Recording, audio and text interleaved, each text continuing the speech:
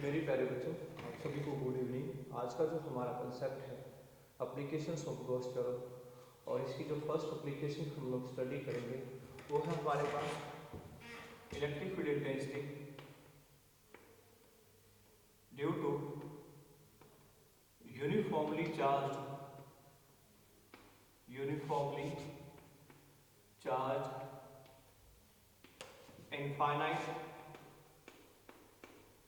infinite length wire. तो ये देखिए गॉस की फर्स्ट एप्लीकेशन है। अगर मैं गॉस थ्योरम और कूलॉम्स लॉ के अंदर अगर डिफरेंस की बात करूं तो हम लोगों को पता है कि जो कूलॉम्स लॉ था वो पॉइंट चार्जेस के केस में एप्लीकेबल था, और गॉस थ्योरम में जो वो यूनिफॉर्मली चार्ज बॉडीज के केस में क्या रहेगी, एप्लीकेबल रहेगी। और बाय यूजिंग गॉस थ्योरम ज़्यादातर हम लोग क्या करते हैं, जो हमारी सिमेट्रिकल बॉडीज हैं उनके केस को आसानी से हम लोग यहाँ सोल्व कर सकते हैं। तो यानी कि जो गॉस थ्योरम है वो बॉडी के ऊपर अप्लाई होने वाला लॉ है, एक थ्योरम है। और इसकी फर्स्ट एप्लीकेशन जो आप लोगों को बताया गया है, आप इलेक्ट्रिक फील्ड स्टडी करोगे किसके कारण, एक uniformly charge infinite length wire के कारण। तो हम लोग कंसीडर करते हैं एक वायर है जिसकी लेंथ क्या है, इनफाइनाइट लेंथ है, और उसके ऊपर जो यूनिफॉर्मली डिस्ट्रीब्यूटेड है वो पॉजिटिव चार्ज हम लोग इसके ऊपर यूनिफॉर्मली डिस्ट्रीब्यूटेड मानते हैं। यानी कि यहाँ जो चार्ज सेपरेट है इस वायर के ऊपर वो कैसा है, पॉजिटिव चार्ज यहाँ सेपरेट है। तो देखिए हम सबसे पहले यहाँ कंसीडर करते हैं जो वायर की लेंथ है वो बहुत ज़्यादा है, क्योंकि इनफाइनाइट लेंथ हम लोगों ने यहाँ कंसीडर की है, तो लेंथ बहुत ज़्यादा है। और उस लेंथ के कंपेरिजन में जो इस वायर का एरिया क्रॉस सेक्शन है वो क्या रहेगा, नेग्लिजिबल। यानी कि जैसे मान लीजिए आपकी वायर की लेंथ है और इस वायर ये वाला जो एरिया होता है उसको हम बोलते हैं एरिया क्रॉस सेक्शन। मैं यहाँ बनाने की कोशिश करता हूँ, जो ये वाला एरिया है ये एरिया क्रॉस सेक्शन कहलाता है। और अगर ये आपकी वायर बहुत ज़्यादा लेंथ की है तो उस लेंथ के कंपैरिजन में जो इसका एरिया क्रॉस सेक्शन है वो क्या होगा, नेग्लिजिबल होगा। तो यहाँ एक कंसेप्ट ऐड किया जाता है जिस कंसेप्ट को हम लोग नाम देते हैं गॉसियन सरफेस। अब आपका गॉसियन सरफेस एक ऐसा काल्पनिक सरफेस है जिसको हम लोग अंदर बाहर ऊपर नीचे कहीं भी कंसीडर कर सकते हैं, और जिसके प्रत्येक पॉइंट पे जो इलेक्ट्रिक फील्ड की वैल्यू है वो कैसी रहे, सेम रहे। तो यहाँ एक कंसेप्ट आएगा आप लोगों का, कैसा कंसेप्ट है, गॉसियन सरफेस का कंसेप्ट। और ये गॉसियन सरफेस आपका कैसा सरफेस रहेगा, एक closed hypothetical surface. It is a closed hypothetical surface used to find out electric field intensity E vector, जिसका हम लोग क्या करते हैं, इलेक्ट्रिक फील्ड इंटेंसिटी को फाइंड आउट करने के लिए यूज करते हैं। अब ये कैसा सरफेस है, हाइपोथेटिकल सरफेस। हाइपोथेटिकल का मतलब काल्पनिक, और जो कोई काल्पनिक चीज है तो उसको आप लोग क्या कर सकते हो, कंसीडर कर सकते हो अप डाउन इन आउट, यानी कि ऊपर नीचे अंदर बाहर कहीं भी हम लोग उसको कंसीडर कर सकते हैं। तो ऐसे सरफेस को हम लोगों ने नाम दिया गॉसियन सरफेस। तो यहाँ हम लोग इस वायर के केस को सोल्व करने के लिए जो गॉसियन सरफेस कंसीडर करेंगे वो एक सिलेंड्रिकल सरफेस को कंसीडर करेंगे, क्योंकि सिलेंड्रिकल सरफेस में क्या आ जाएगा, एरिया क्रॉस सेक्शन भी आ जाएगा और करंट सरफेस एरिया भी आ जाता है। तो हम लोग यहाँ कंसीडर करते हैं किसको, एक सिलेंड्रिकल गॉसियन सरफेस को।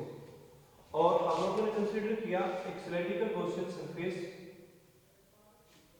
जिसकी रेडियस क्या है, r है, और जो ये वायर है ये उस सिलेंडर की एक्सिस की तरह काम करती है।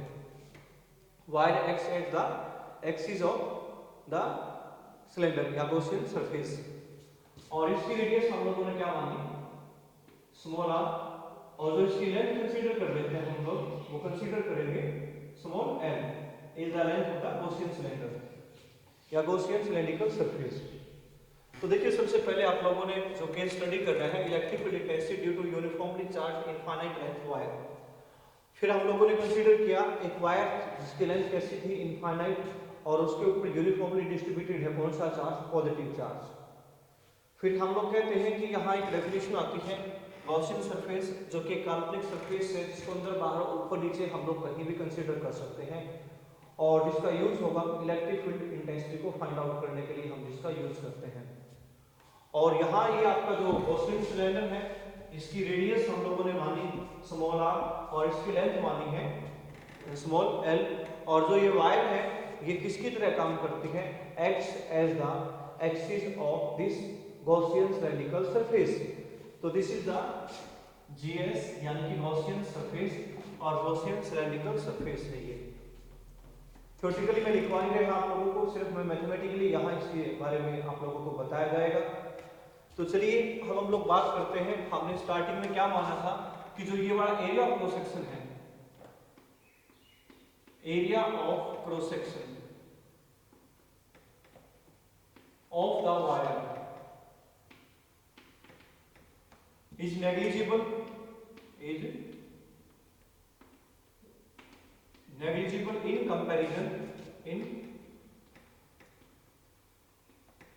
कंपैरिजन टू लेंथ के कंपैरिजन में जो वायर का एरिया ऑफ क्रॉस सेक्शन है वो कैसा है, नेग्लिजिबल।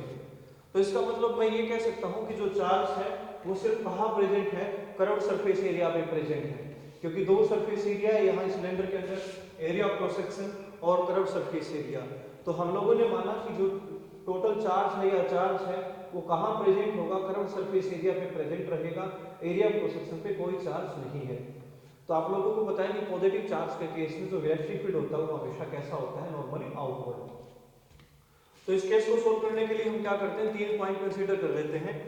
एक पॉइंट को मैं यहाँ कंसीडर करता हूँ P पॉइंट, एक पॉइंट को यहाँ कंसीडर करता हूँ मान लीजिए Q पॉइंट को, और एक पॉइंट को हम यहाँ कंसीडर करते हैं यानी कि R पॉइंट को। अब इन तीनों पॉइंट पे हम क्या देखते हैं, स्मॉल सरफेस एलिमेंट ले लेते हैं ds। तो हम लोगों ने क्या करना है, यहाँ इन तीनों पॉइंट के चारों तरफ स्मॉल सरफेस एलिमेंट कंसीडर कर लेने हैं, यानी कि एरिया वेक्टर कंसीडर कर लेने हैं हम लोगों ने। और आप लोगों को पता रहना चाहिए कि जो एरिया वेक्टर होता है उसकी डायरेक्शन हमेशा कैसे होती है, नॉर्मली आउटवर्ड।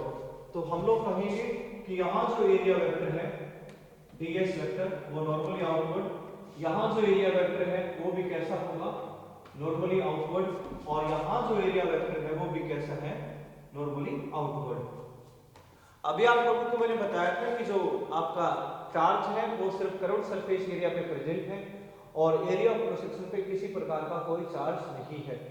तो यानी कि जो इलेक्ट्रिक फील्ड है वो कहाँ है, इस सरफेस पे ही प्रेजेंट है, और आपका P पॉइंट पे और R पॉइंट पे इलेक्ट्रिक फील्ड नहीं है। तो इस तरीके से हम लोगों ने क्या करना है, इस केस को सोल्व करना है। तो चलिए इसके मैथमेटिकल डेरिवेशन के बारे में हम लोग सोल्व करेंगे अब।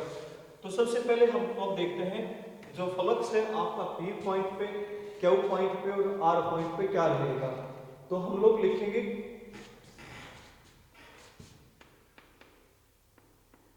इलेक्ट्रिक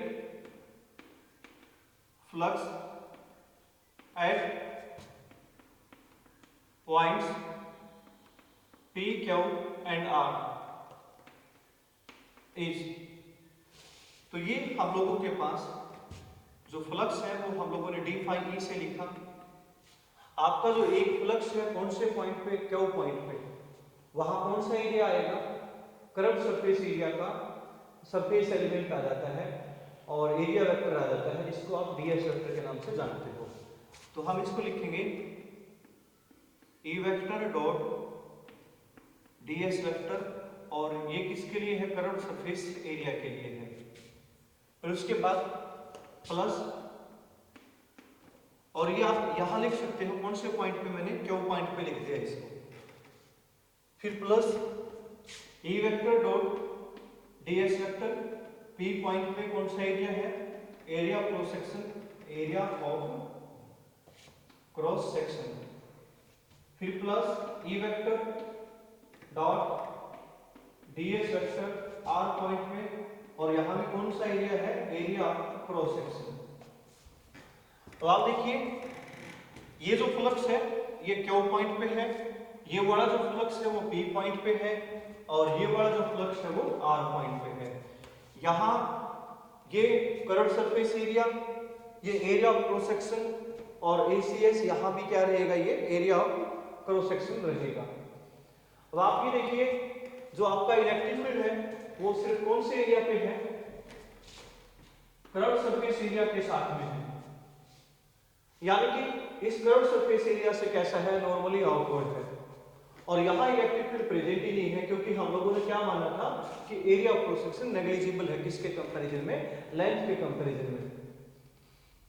तो इसलिए मैं अब यहाँ लिखूंगा कि यहाँ E के और DS वेक्टर के बीच में, यानी कि जो एरिया ऑफ क्रॉस सेक्शन का या सॉरी कर्व्ड सरफेस एरिया का जो एरिया वेक्टर है उसके बीच में जो एंगल है वो 0 डिग्री है, और आपका एरिया ऑफ क्रॉस सेक्शन का जो एरिया वेक्टर है उसके बीच और इलेक्ट्रिक फील्ड के और यहाँ एरिया वेक्टर के बीच में 90 डिग्री का एंगल है। और यहाँ भी जो आपका एरिया ऑफ क्रॉस सेक्शन का जो एरिया वेक्टर है और इलेक्ट्रिक फील्ड के बीच में एंगल कितना है, 90 डिग्री का एंगल है। तो यहाँ थीटा कितना 0 डिग्री, यहाँ कितना 90 डिग्री और यहाँ कितना 90 डिग्री। तो मैं लिख देता हूँ नीचे, यहाँ इन दोनों के बीच में एंगल कितना है, 90 डिग्री है, और यहाँ भी थीटा कितना है, यहाँ इनके लिए 90 डिग्री है, और यहाँ थीटा E के और DS वेक्टर के बीच में कितना है, 0 डिग्री है। अब आप लोगों को पता है कि जब आप डॉट प्रोडक्ट को हटाओगे तो आप लोग क्या लिखोगे, EDS cos एंगल, और यहाँ cos एंगल कितना है 90, cos 90 कितना होता है 0, यहाँ भी cos 90 कितना हो जाएगा 0, और यहाँ कितना आएगा cos 0 यानी कि 1 के बराबर। तो इसलिए मैं यहाँ से जो रिजल्ट आएगा मेरे पास वो कितना आ जाएगा, E इंटू में DS के बराबर। यहाँ से रिजल्ट कितना आ जाएगा 0 के बराबर, और यहाँ से भी रिजल्ट कितना आ जाएगा 0 के बराबर। तो यानी कि टोटल जो रिजल्ट हम लोगों के पास किसके बराबर आया, EDS के बराबर। और जो ये रिजल्ट बचा सिर्फ हमारे पास वो कर्व सरफेस एरिया वाले केस में बचता है। तो कौन से एरिया में बचा, ये हमारे पास रिजल्ट कर्व सरफेस एरिया वाले रिजल्ट में बचता है। और ये एक पॉइंट पे हमने क्या निकाला है, फ्लक्स निकाला है। अब हम लोग क्या करेंगे, टोटल फ्लक्स निकालने के लिए इसका इंटीग्रेशन कर देंगे। और कैसे इंटीग्रेशन करेंगे, क्लोज सरफेस इंटीग्रल करते हैं हम लोग यहाँ कंसीडर। किसको कंसीडर करेंगे, क्लोज सरफेस इंटीग्रल को हम लोग यहाँ कंसीडर करते हैं। तो हम लोग लिखेंगे यहाँ अगली लाइन के अंदर, total flux due to the wall Gaussian surface, मैं गॉसियन सरफेस ही लूंगा यहाँ। तो टोटल फ्लक्स पूरे के पूरे गॉसियन सरफेस के कारण हम लोगों के पास क्या आएगा, यहाँ से ये phi E is equal to close surface integral, और ये कर्व सरफेस एरिया के साथ यहाँ इंटीग्रेशन होगा किसका, E DS का। और यहाँ क्या आएगा, E बार आ जाता है, इंटीग्रेशन किसका होगा, DS का, और कर्व सरफेस एरिया हम लोगों के पास होता है किसके बराबर, 2 पाई RL के बराबर। यानी कि किसी सिलेंड्रिकल सरफेस का जो कर्व सरफेस एरिया आएगा हम लोगों के पास वो 2 पाई RL के बराबर आ जाता है। तो ये जो रिजल्ट आएगा हम लोगों के पास ये आ जाएगा कि close surface integral over the curve surface area of DS और it is equal to 2 pi RL। तो ये रिजल्ट आ गया हम लोगों के पास E इंटू में 2 पाई RL। ये इक्वेशन 1 आ चुकी है हम लोगों के पास। अब देखिए वायर जो आपका एक तरीके से वन डायमेंशनल केस है, और वन डायमेंशन के केस में आप लोगों को याद रखना है, और वो क्या याद रखते हैं हम लोग कि जो यहाँ चार्ज डेंसिटी आएगी वो चार्ज डेंसिटी कैसी आएगी, लीनियर चार्ज डेंसिटी। और लीनियर चार्ज डेंसिटी जो हम लोगों के पास होती है लैम्डा, वो होती है चार्ज बाय लेंथ के बराबर। मान लीजिए यहाँ इस गॉसियन सिलेंड्रिकल सरफेस के अंदर टोटल चार्ज कितना है, क्या चार्ज है, और आप लोगों को पता है इस गॉसियन सिलेंड्रिकल सरफेस की लेंथ कितनी है, L लेंथ है। तो ऐसी कंडीशन के अंदर यहाँ टोटल चार्ज क्यू की जो वैल्यू आएगी वो लैम्डा इंटू में L आ जाती है, किसके बराबर आ जाती है, लैम्डा इंटू में L। और मेरे पास ये फर्स्ट इक्वेशन आ चुकी है। इस इक्वेशन से आगे हम लोगों ने अपना रिजल्ट बनाना है। तो हम लोग क्या करते हैं, गॉस थ्योरम को यहाँ एंटर करते हैं। तो हम लोग लिखेंगे according to Gauss theorem Gauss theorem के अनुसार हमारे पास जो टोटल फ्लक्स होता है वो क्यू बाई एप्सिलॉन नॉट के इक्वल होता है। ये क्वेश्चन सेकंड है हम लोगों के पास। हमने क्या करना है, फर्स्ट और सेकंड को कंपेयर करना है। एक और दो को हम लोग क्या करेंगे, कंपेयर करेंगे। यहाँ भी आपका फ्लक्स फाई ई है और यहाँ भी फ्लक्स क्या है, फाई ई है। जब हम लोग इनको कंपेयर कर देते हैं तो हमारे पास कंपैरिजन के बाद जो रिजल्ट आएगा यहाँ इस केस के अंदर, उस रिजल्ट को हम लोग क्या लिखेंगे, हमारे पास रिजल्ट आ जाता है किसके बराबर, E इंटू में 2 pi R L is equal to Q by epsilon naught. और आपने निकालना किसको है, इलेक्ट्रिक फील्ड को निकालना है। तो हम लोगों के पास इलेक्ट्रिक फील्ड का जो रिजल्ट आ जाता है वो आ जाता है Q by 2 pi R L into epsilon naught. और मैं टोटल चार्ज की वैल्यू लिखूंगा किसके बराबर है हमारे पास, लैम्डा इंटू में एल के बराबर। तो ये रिजल्ट जो बनेगा इलेक्ट्रिक फील्ड के लिए, लैम्डा एल और डिवाइड में 2 pi R L epsilon naught. L से एल कैंसिल हो जाएगा यहाँ, तो ये रिजल्ट बचाता है lambda by 2 pi epsilon naught into में आर।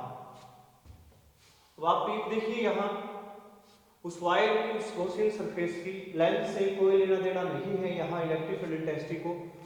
वो सिर्फ डिपेंड करती है radius of the Gaussian surface पर, यानी कि radius of the cylindrical Gaussian surface पर यहाँ इलेक्ट्रिक फील्ड इंटेंसिटी डिपेंड करती है।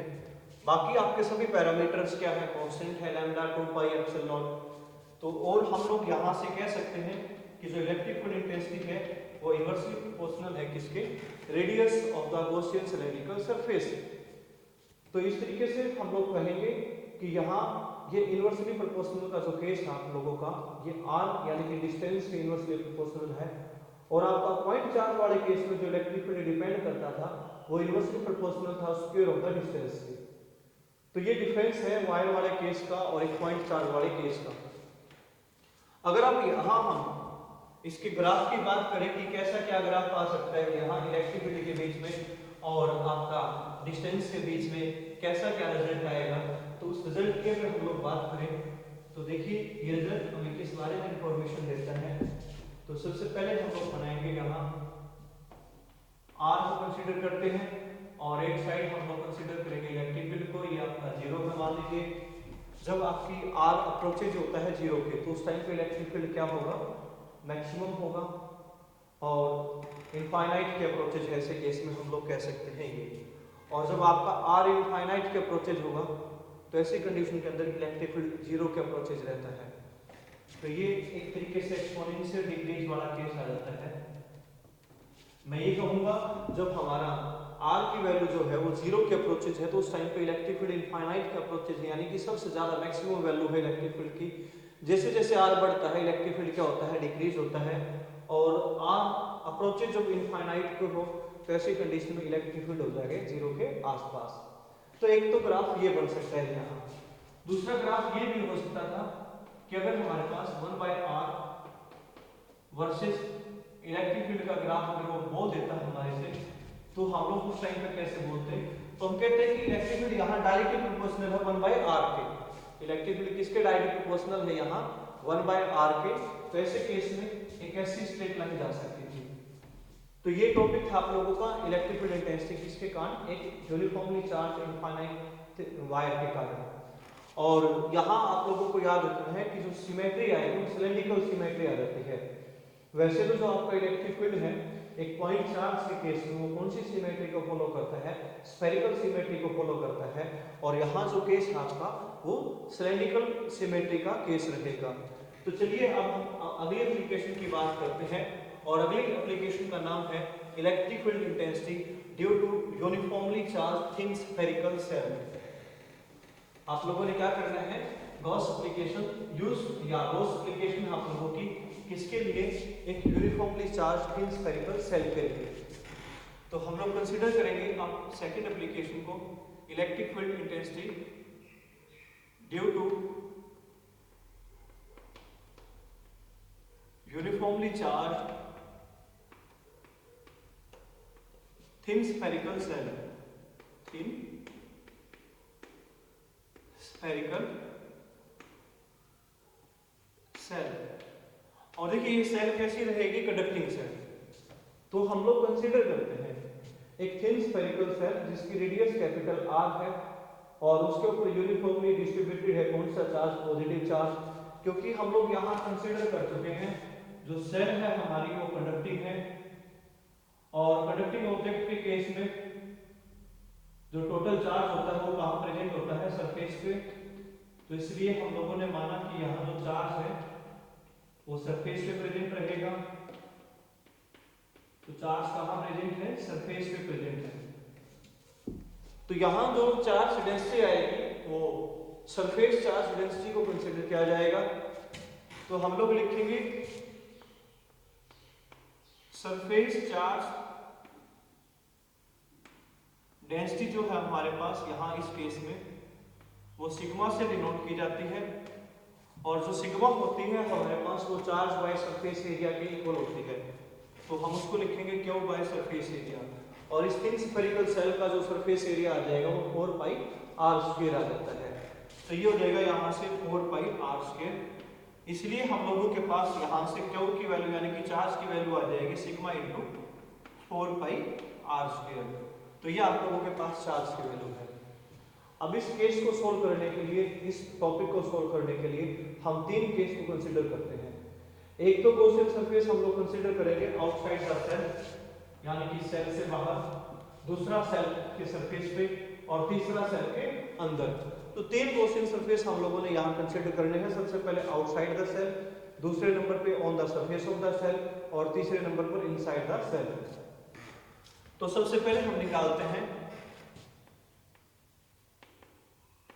आउटसाइड द सेल, सेल से बाहर। तो इस केस में हम लोग क्या करेंगे, the radius of Gaussian surface, first लिख लेता हूं मैं यहां इसको, Gaussian surface first is R, और वो आर जो है वो कैपिटल आर से ग्रेटर है। इससे ज्यादा मानी हम लोगों ने कैपिटल आर से ग्रेटर है। तो आप लोगों ने कंसीडर किया जो गॉसियन सरफेस है एक स्फेरिकल सरफेस कंसीडर किया, और उस स्फेरिकल सरफेस की जो रेडियस है वो स्मॉल आर मानी जो कैपिटल आर से ग्रेटर है।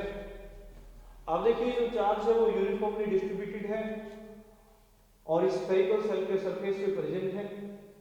तो यहाँ जो इलेक्ट्रिक फील्ड होगा वो कैसा होगा, नॉन यूनिफॉर्म। आप क्या करते हो, पी पॉइंट को देखते हो, उस पी पॉइंट पे आपने देखा कि एरिया वेक्टर डीएस है, इलेक्ट्रिक फील्ड और एरिया वेक्टर दोनों कैसे आएंगे यहाँ इस केस में, नॉर्मली आउटवर्ड। तो आप क्या करते हो, सबसे पहले पी पॉइंट पे फ्लक्स को निकालते हो। तो हम लोग क्या लिखते हैं, फ्लक्स एट पॉइंट पी,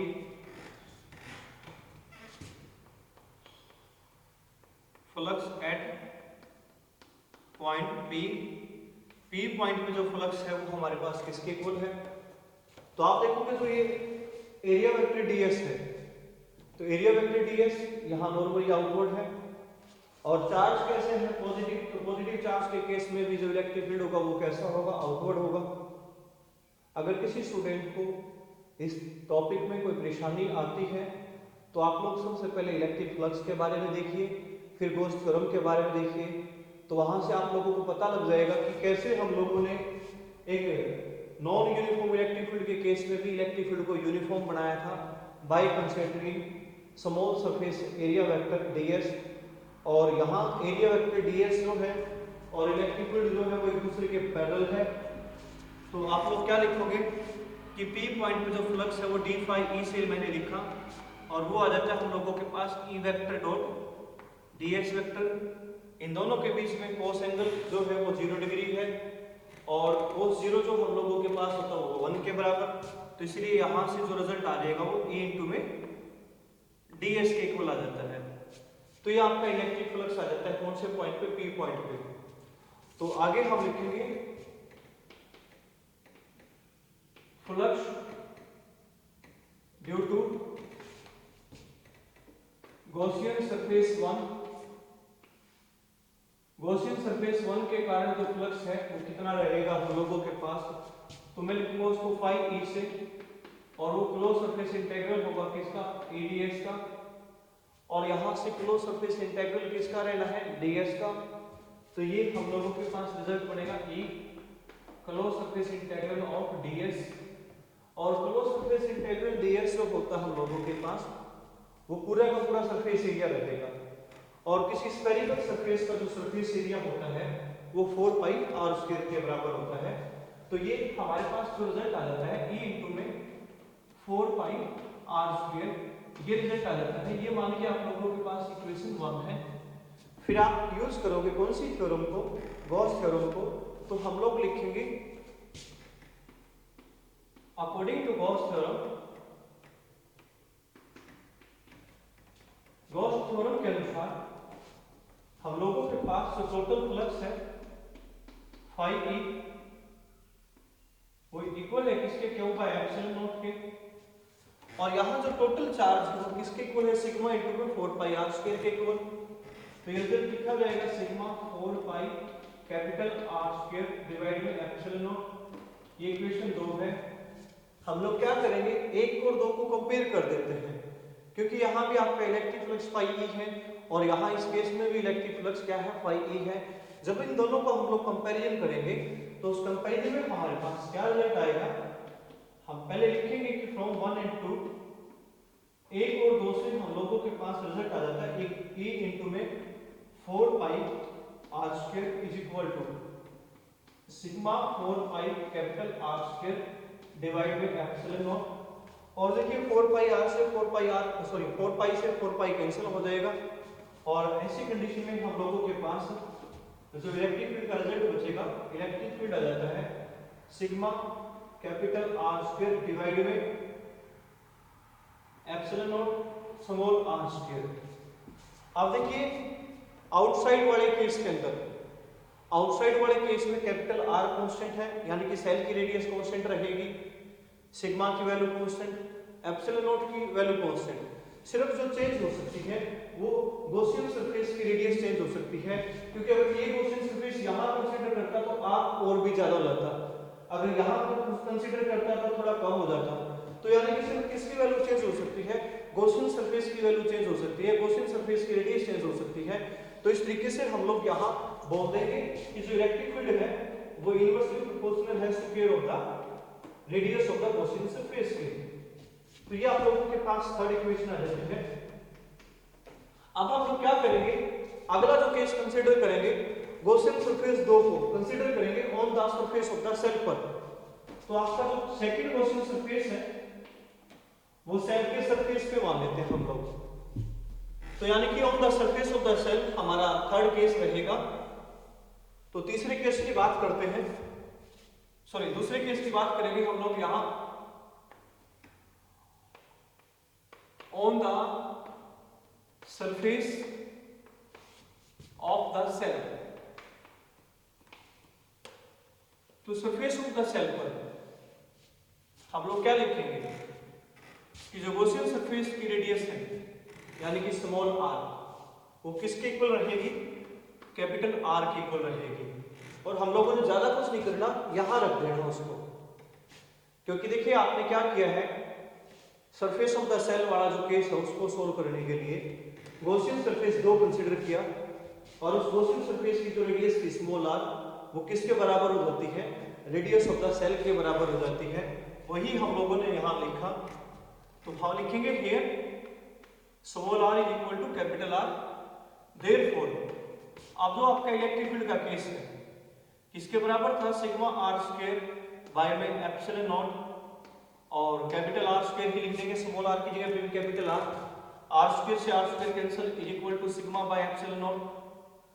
और ये रिजल्ट एक तरीके से कैसा रिजल्ट आएगा, कांस्टेंट रिजल्ट आ जाता है, मैक्सिमम रिजल्ट आ जाता है। ये आप लोगों के पास इक्वेशन 4 रहेगी ऐसे केस में। तो ये आपका सेल वाला जो केस है सरफेस पे। तीसरे केस की बात करते हैं इनसाइड द सेल। तो थर्ड केस है हमारा जो यहां इनसाइड द सेल। देखिए सेल के अंदर वाले केस में गॉसियन सरफेस की जो रेडियस है वो किससे कम रहेगी? स्फेरिकल सेल की रेडियस से कम रहेगी।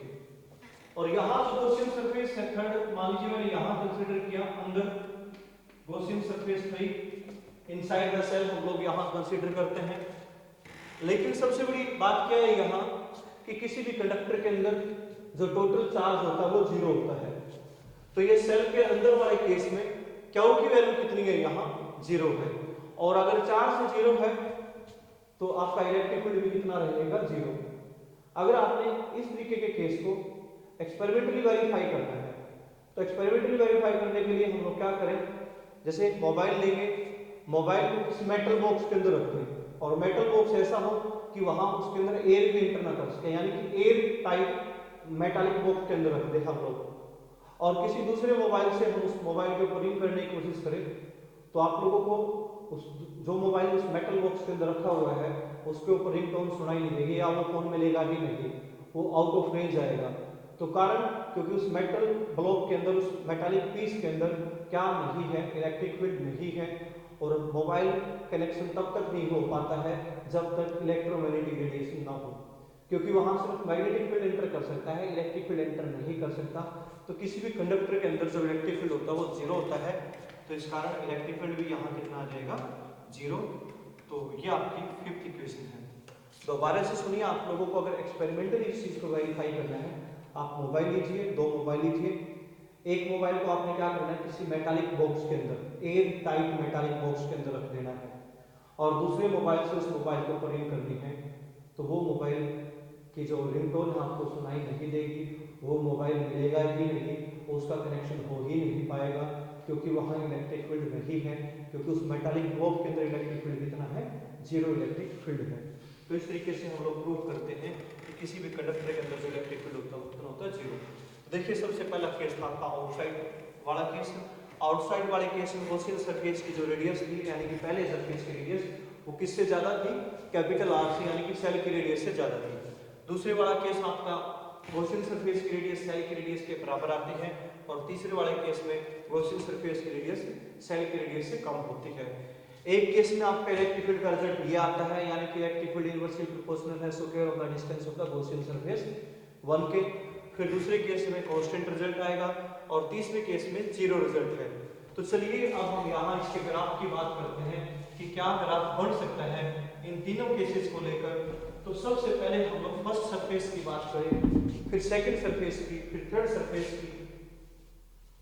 तो ये आपके पास R है और ये आपका मान लीजिए इलेक्ट्रिक फील्ड है, ये आपके पास ओरिजिन पॉइंट O है।